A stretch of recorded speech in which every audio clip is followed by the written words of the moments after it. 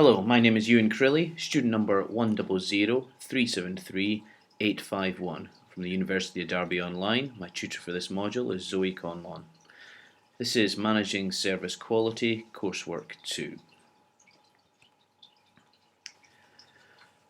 The business that we've looked at is the Devonshire Dome in Buxton. As stated by University of Derby 2016 and Devonshire Dome 2016, the Devonshire Dome in Buxton has the following facilities: the spa, cafe central, hair and beauty salons, large event space, HE and FE campuses, and the Dome Fine Dining Restaurant. The business we'll be looking at is the Dome Fine Dining Restaurant. This business was analysed during coursework 1 and with regards to their approach to quality. During my presentation, we will be looking at the strengths and weaknesses in the Dome Fine Dining's approach to quality. We're going to analyse the weaknesses, and we're going to put in some recommendations based on the weaknesses. These recommendations will then be put against the organisation, the team building and communication skills within the Dome restaurant business. So we looked at the strengths and weaknesses in the approach to quality. As you can see on the left hand side is the strengths, and on the right hand side is the weaknesses. Now, one of the strengths was training, and the Dome itself, they have a good approach to training. All staff members are involved in the training, they all understand the business model. They're also very good at looking at the GAPS model of service and quality by Parasuman et al. In 1985. They understand the gaps, they understand where the differences are, and they understand how to close them gaps as well. The feedback they take very well, they respond to all their feedback and they work on all their feedback. They use the feedback as well as a good training tool. And the value approach to quality from Garv in 1984. Now, the value approach is used purely and simply because they offer very competitive prices, so £10 for a 3-course table d'hote menu, which is really good. Now, this approach is also one of their weaknesses, the value approach by Garvin, as is the user-based approach. And two other weaknesses they have is the management structure and the different departments in the operation between the Dome. Although they kind of work together, the departments and the management structure, there is a change between them. The FE operate differently to the HE, so therefore depending on customers coming in, they might have a different style of service.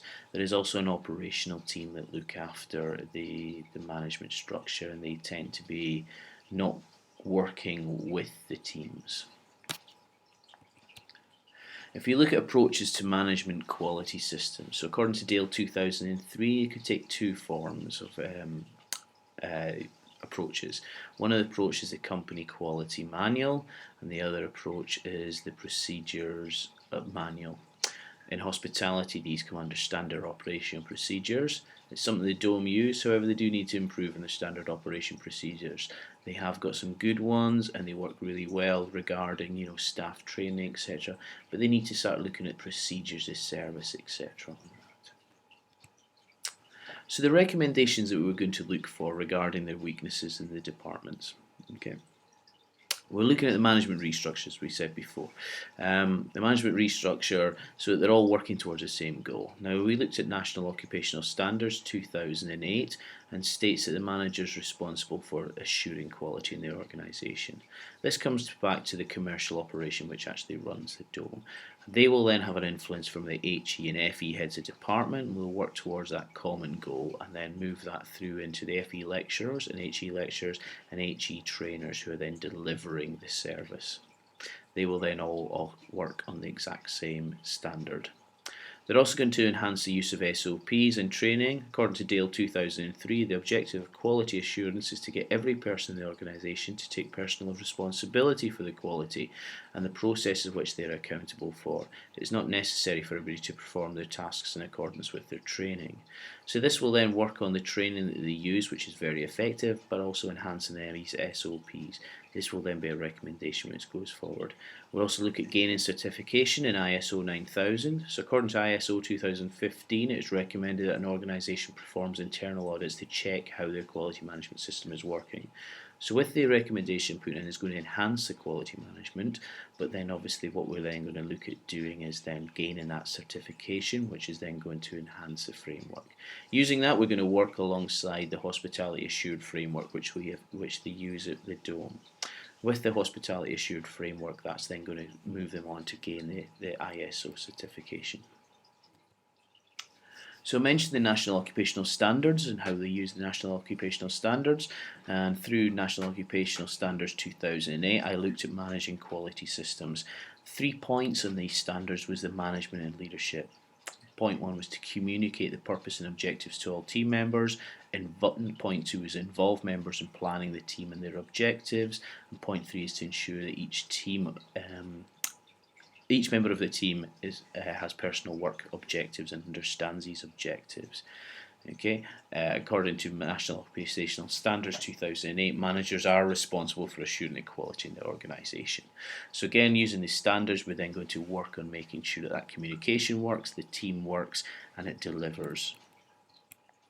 The Hospitality Assured framework, which we're working on, I looked at the Hospitality Assured 2008. They state that the Hospitality Assured is the quality standard created by the Institute of Hospitality. It encourages business to look at their operations and the customer's viewpoint and to identify how the improvements could benefit their business.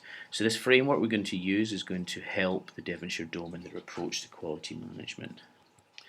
So the Hospitality Assured Standard has 10 steps. Step 1 is customer service, step 2 is the customer promise, step 3 is the business planning, step 4 is the operational planning, step 5 is the standards of performance, step 6 is the resources, so the people, the equipment and the facilities, step 7 is the training and development, step 8 is the service delivery, step 9 is the service recovery, and 10 is the customer satisfaction improvement. So that kind of looks over the whole lot. Now through each of these steps, I'm going to bring that framework into the Dome restaurant, and that will help to ensure that the quality is then met.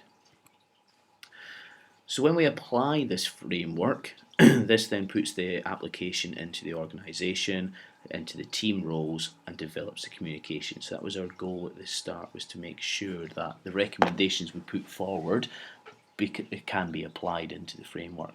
So looking at the quality map, which we have, we're going to look at what the customer does. So the customer comes in, the customer will look at service recovery, customer satisfaction improvement, customer research, and the customer service promise.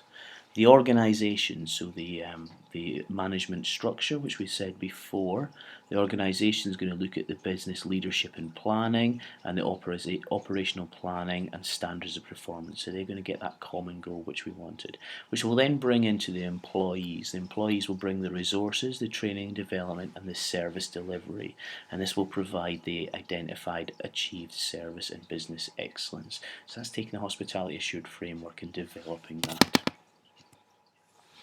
So to conclude, a thorough understanding of the business from the management structure will improve their approach to quality.